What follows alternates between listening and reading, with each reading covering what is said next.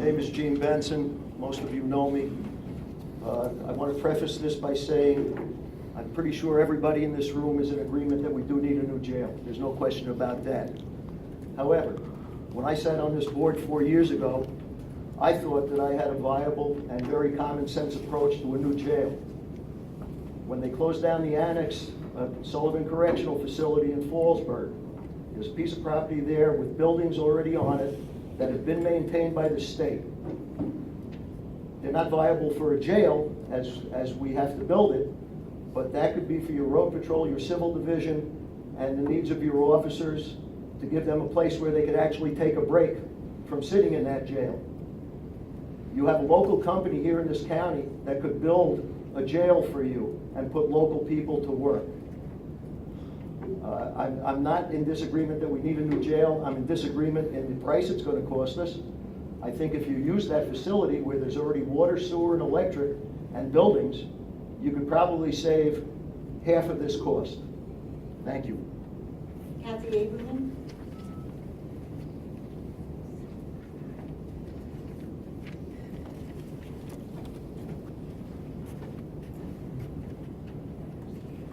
Thank you. Clearly, the jail is in an advanced state of deterioration that is unsafe for both inmates and officers, but we need to be very thoughtful about the solution. 10 years ago, the state was recommending a jail that would house 400 to 450 inmates, way bigger than we have ever needed. Even today, the idea of building to house 250 inmates with the thought that we can earn money from other counties needing jail space is a false argument. Many regional jails have already overbuilt for their own needs, and even Scott Samuelson acknowledged that this revenue is speculative and would in no way be guaranteed. Many others have opinions about size and design, but I want to address another aspect of this issue. The United States leads the world in the number of people incarcerated. In 2008, according to the Justice Policy Institute, there were more than 2 million people in American prisons or jails convicted of a drug offense. Since at least 2002, about 25% of convicted property and drug offenders in local jails committed their crimes to get money for drugs. About 74% of state prisoners who had a mental health problem were dependent on or abused drugs. 46% of inmates who were victims of abuse had been using drugs at the time of their offense. The U.S. incarcerates more people for drug offenses than any other country. On the other hand, treatment delivered in the community is one of the most cost-effective ways to prevent drug-related crimes. Quality drug treatment is a far better way to deal with the epidemic of drug addiction, as well as saving a great deal of money. Every dollar spent on community drug treatment yields over $18 in cost savings related to crime, compared to 37 cents of savings per dollar spent on incarceration. According to the Justice Policy Institute in 2013, that adds up to $20,000 per person per year. Doesn't it seem more reasonable to put more money into drug treatment instead of into housing addicts in a dead-end holding pattern that doesn't address the real problem? I know we have made a start on alternatives to incarceration. Sullivan County's drug court is a fine example. But cities across the country are investing in programs that divert the flow of traffic away from jail and into treatment. They are saving money and, perhaps more importantly for the community, lives and families. So yes, we need a new jail, or maybe a stripped out, completely rehabbed old jail, but we have economic limits and we really need to invest our money in a way that is truly constructive and life-affirming for our community. And whatever we do, it must be done transparently with no secret deals and votes so that we all understand how and why the decision was made. Thank you for listening. Thank you, Kathy. Chris Lesser.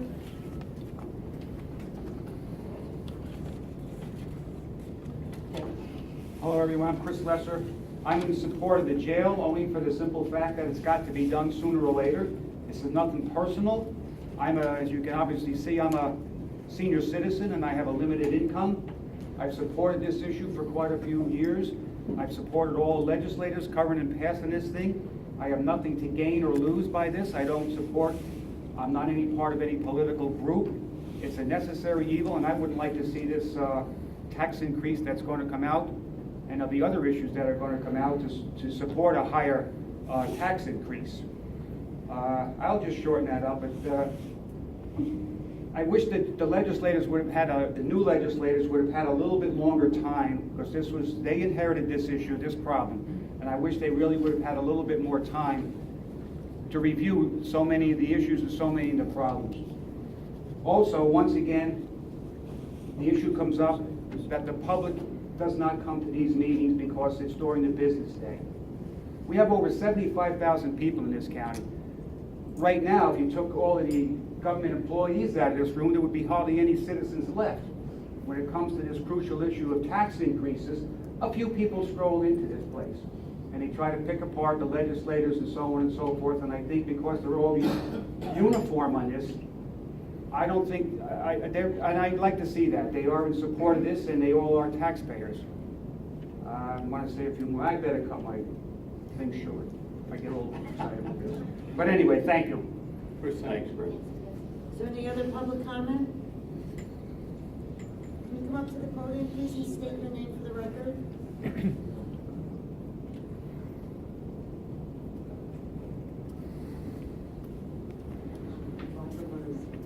Yes. Hi, I'm Barbara Lerner. I've spoken before in front of you, and thank you for the opportunity for letting me continue. Josh, you had mentioned that you felt that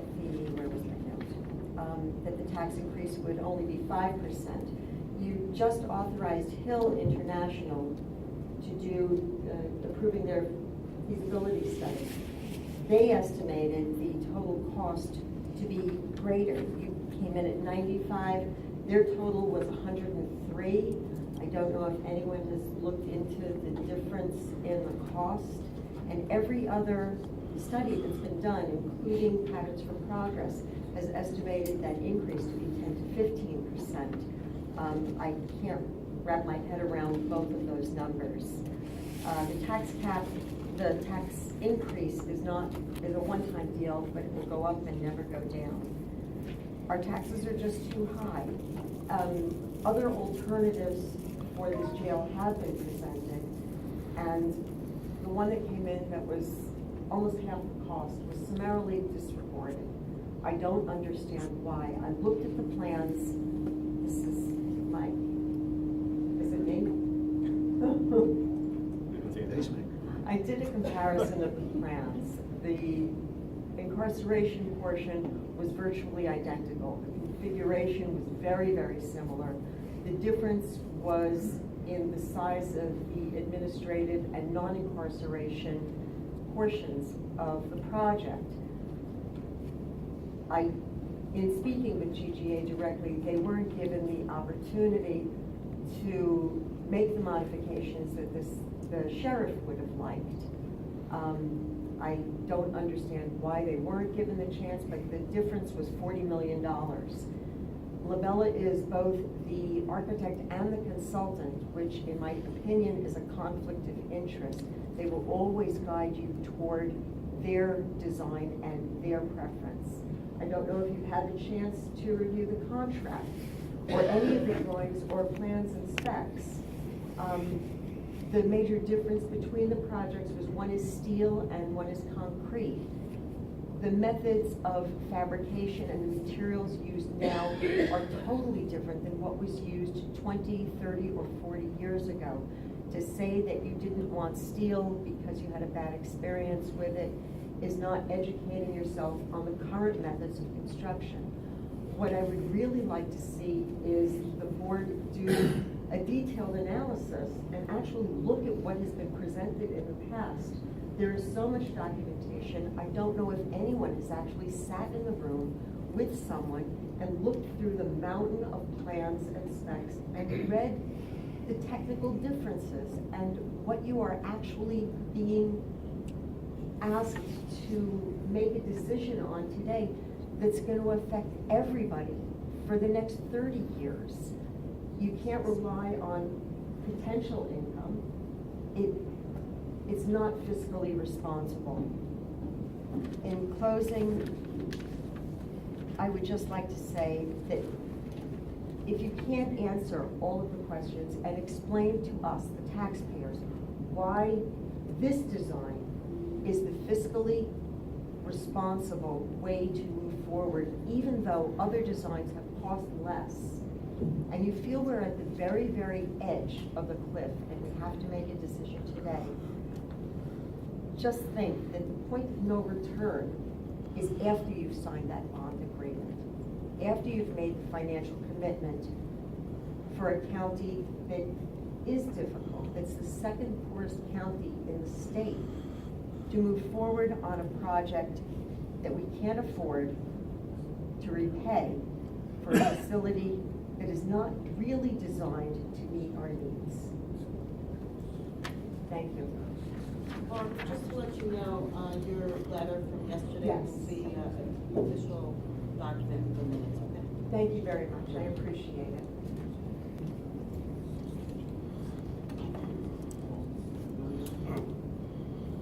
I'm Ron Litchman. Good morning.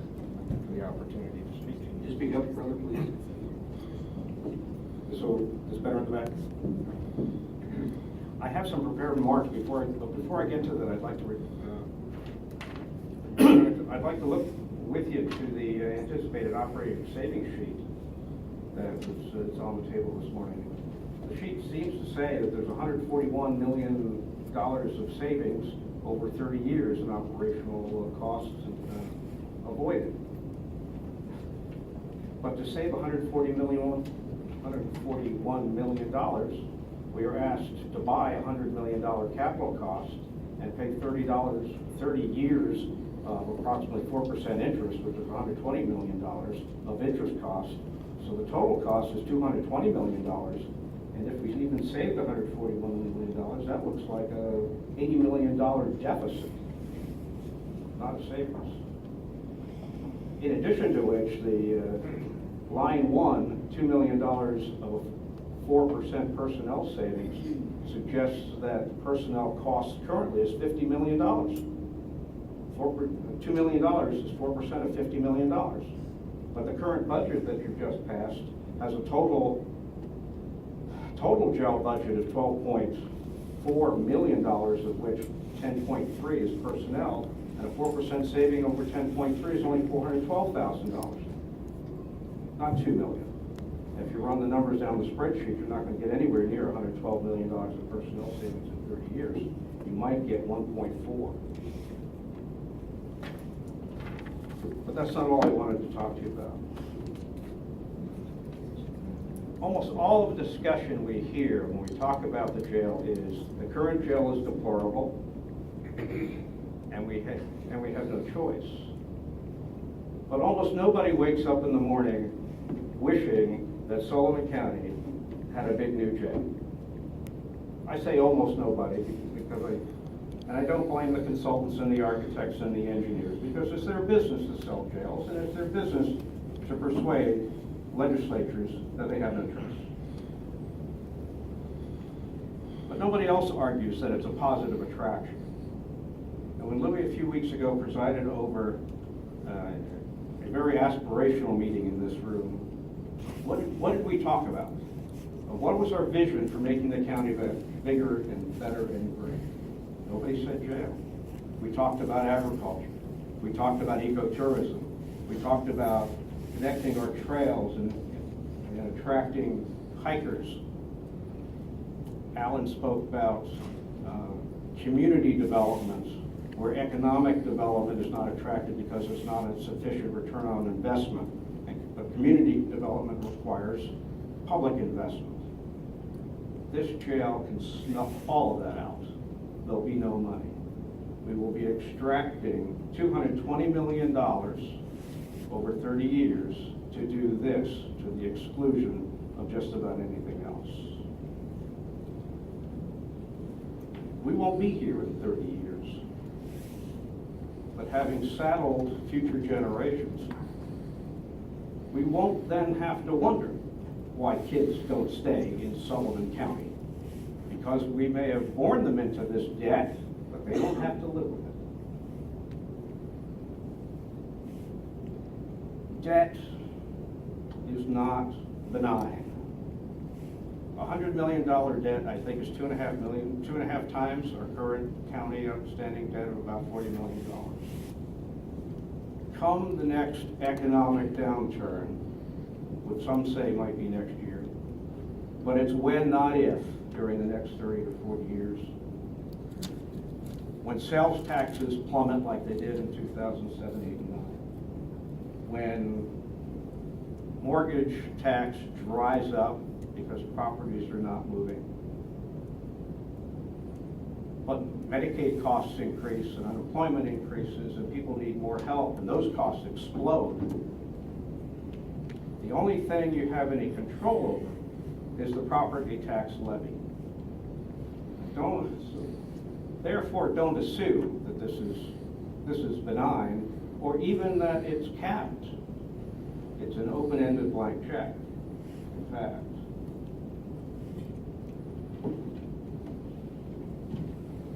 Eventually, you have to pay back the $100 million. If we try to do a self-amortizing bond, we might be able to do it in 30 years. Otherwise, we're paying interest only. If you pay interest only, this bond is not a one-time bump. And then after the pain dissipates a bit, it goes back to its previous level. If you're paying interest on a bond and then you have to roll over the bond because we don't have $100 million in the till when the bond comes due, you have a couple of options. One is default. Detroit did that. Greece did that. And they did it when they had too much debt and too little underlying economy, when things went bad. This is not benign. This is not without risk.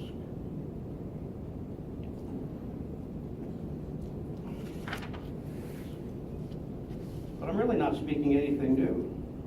This has been gone over through several legislatures over several years, as many of us have observed and acknowledged.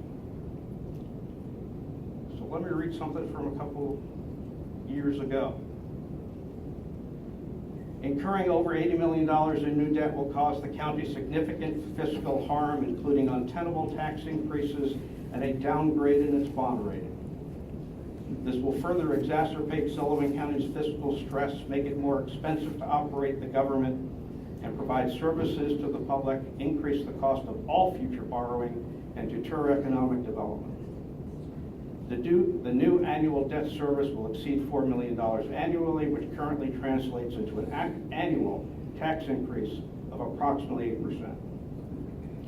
Revenue from the boarding of other inmates is in no way guaranteed. That is purely speculative. Several other neighboring counties have recently constructed jails, and they're competing for this revenue source. Based upon conversations with officials from other counties that have built such jails, the staffing decreases are not guaranteed either in the short term or the long term. This will translate into an untenable property tax increase for our property owners who are already at the breaking point. I didn't write that. Scott wrote that in his letter to the state controller on May 16, 2013, which is posted on the county's website. Scott was right there. We should all do what's right now. Successive legislatures have looked at this, have gone to the brink, and have not jumped off the cliff. I don't think that that's kicking the can down the road. I think that was a wise, circumspect desire in public trust to wait and do the right thing, not just anything. I would suggest to you that you table this motion. I would suggest that you take another chance and commission a study group. I'll volunteer. I'll work with anybody with an open mind and no conflict of interest. If within 6 months we can't find a better way to do this, to solve the deplorable jail problem, to be sure that the county fulfills its obligation under the Constitution and the law of New York to deal humanely with inmates and fairly and safely with our personnel. If we can't come back with anything better in 6 months, well, then we'll all agree. But I think we need to realize that this is not a good deal, and a bad deal is worse than no deal at all. But we've been looking at this for a number of years. Take another 6 months. Ron, could you please wrap it up? Yep, I'm done. Take another 6 months, and let's see if we can do what's right. Thanks. If you don't mind me asking, what do you do for a living, sir? Pardon? What do you do for a living? I'm a recovered lawyer. And now I'm doing portfolio management and financial advising. Thank you. Is there any other public comment? Yes. Motion to adjourn? I'd like to comment again if I will, Anne Marie. Let's keep more comments going before 2 minutes go. 3 minutes per comment. The legislators are here, they're a part-time employee of us taxpayers. They're not architects, they're not engineers, they're not. Actually, I'm a full-time. I'm full-time. Take my word for it. It's more than part-time. Just to let you know, it's more than part-time. Well, let's put it this way, we're not 40-hour-a-week people, so to speak. We're expecting them, our legislators, to know everything, to have all these spreadsheets dumped in front of them, and to figure out who's the electrical engineer here, who's the structural engineer, who's the concrete engineer, ASTM society, the whole enchiladas. And I think that they should be given a little bit of a latitude here because, like I said, they are not into this construction industry. There's no one here. I've worked at 2 prisons. I'm a retired iron worker. I've worked on bridges, nuclear power plants. I'm fairly educated in that. I cannot speak to the legislators on my behalf. They're not savvy with what I'm talking about, and quite a bit of what they're talking about. I'm just barely learning over the last couple of years. So as I say, the legislators are not here on a full-time basis, so they can't go over everything that comes before this legislature. It would be impossible for them to do unless they were full-time, 40-hour-a-week minimum legislators. Thank you. Our final speaker is Bill Lippman. I want to commend the legislature for finally taking this issue and moving it forward. This has been going on long enough. Going statistics, waiting for delays for 6 months, that's absolute nonsense. The sheriff of this county, whether he be a Republican or a Democrat, and Hal Smith, it's reprehensible that the workers in this county have to go into that facility. I took a tour of that jail, as I'm sure the legislatures have, when Mike first got elected 12 years ago. And I will tell you, I am still disgusted from the stench in there and the conditions that this county has allowed to continue. You were elected to make tough decisions, and that's what you're doing. You don't need 6 months, you don't need 3 months, you do it now. It's enough already. It's just like the casino. It took years and years and years. You have other issues, you have drug issues, you have heroin addiction, you have all those other issues to tackle. But right now you're dealing with a jail, and you're doing what the people elected you to do, to get some things done in this county. And thank you for doing that.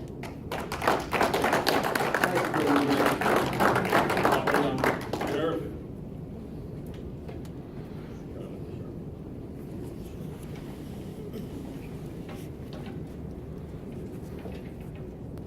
I'll make this quick. I just want to thank the legislature for making a move on this and finally moving this forward. I know it took courage.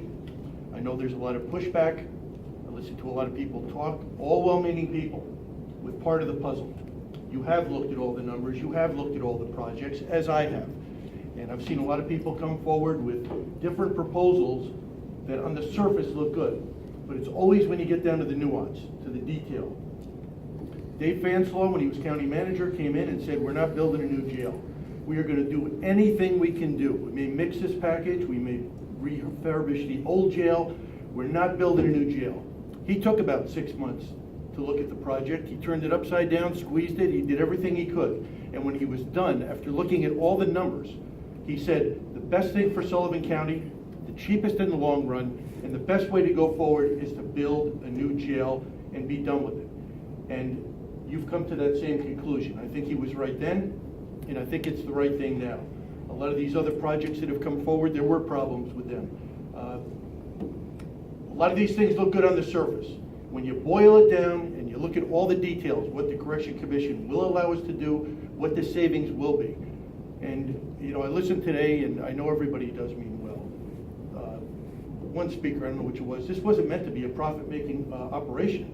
If we get shut down, it's gonna cost us the $5 million, whether we do it or not. The $2 million in savings, somebody had some numbers on that. Our manpower costs are about $10 million. They expressed that it would be about a 20% savings in manpower. Those studies came from the Correction Commission, not from an architect, not from somebody who had a vested interest. Those are the people that tell us what posts we cover.